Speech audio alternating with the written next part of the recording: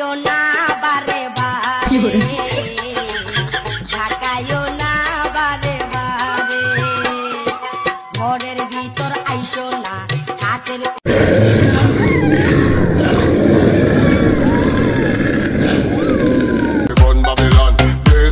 এ কোনো সাধারণ জায়গা নয় রে লায়লা, এ হলো বিদেশ। যেমনই হোক না কেন রে লায়লা, ভিডিও আমাদের বানাতেই হবে।